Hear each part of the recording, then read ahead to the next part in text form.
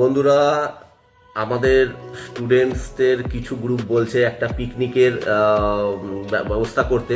তো আমিও ভাবছি চলো একটা পিকনিক করা যাক। সারা জীবন তো কাজ কাজ কাজ হবেই। তো এই পিকনিকটা যারা যারা পিকনিক করতে চাও প্লিজ তারা অবশ্যই তাদের ওয়েলকাম।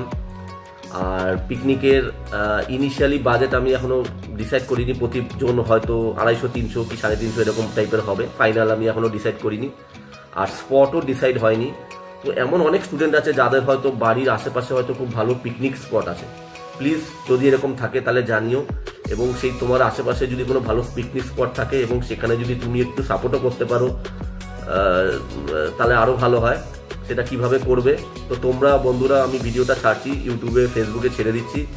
তো এই পিকনিকটা ডেটটা কি হতে পারে সেটা আলোচনা করে জানানো হবে, এবং স্পট কি হবে সেটা তোমরা স্পটের আমাকে এইখানে কমেন্ট করে জানিও। যেই স্পটটা তোমরা পছন্দ করবে, তোমাদের মধ্যে যেটা বেটার হবে সেটাই চুজ করা হবে। সেই স্পটে যাব। আমাদের সানায়া রিপেয়ারিং ট্রেনিং ইনস্টিটিউটের যে স্টুডেন্টরা এবং এক্স স্টুডেন্ট যারা কোর্স করে চলে গেছো, তারাও যদি এই পিকনিকে জয়েন করতে চাও, অলওয়েজ ওয়েলকাম। কেন, আই লাভ ইউ টু সবাই আমার স্টুডেন্ট।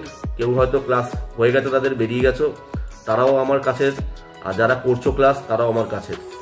তো যারা যারা এই পিকনিকটা করতে চাও তারা সবাইকে ওয়েলকাম, আমার স্টুডেন্টদের।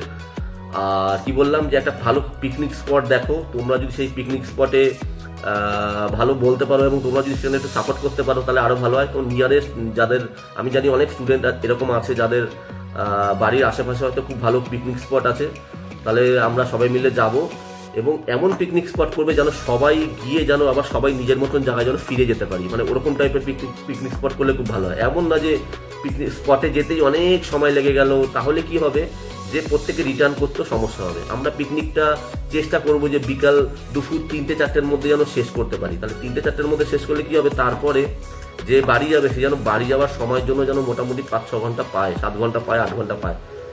8 ঘন্টা তো না, ধরো বিকাল 3-4টে যদি শেষ করি, 3টে থেকে 4টে থেকে রাত 10টা, মোটামুটি 5-6 ঘন্টা 7 ঘন্টা, মানে 10টা-11টার মধ্যে যেন সে বাড়ি পৌঁছে যেতে পারে, এরকম টাইপের করবো।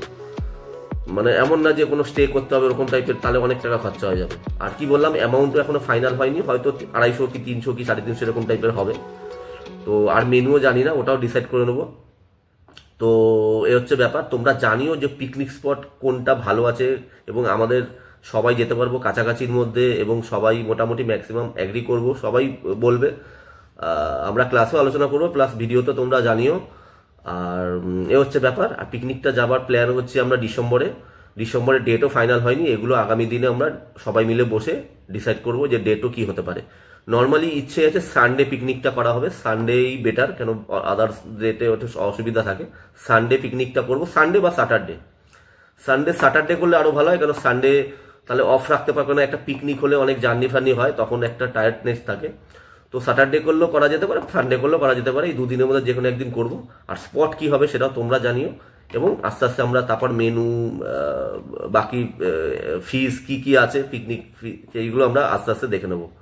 তো চলো, এটাই ভিডিওটা আপাতত করে দিলাম। যদি সবাই রাজি থাকো তাহলে 2025-এর লাস্ট মান্থ ডিসেম্বরে আমরা একটা পিকনিক করছি সবাই মিলে। এবং এখানে আমার এক্স স্টুডেন্টরাও যদি পার্টিসিপেট করতে চাও, কারেন্ট স্টুডেন্টরা তো আছোই, তারাও অলওয়েজ ওয়েলকাম। বাই।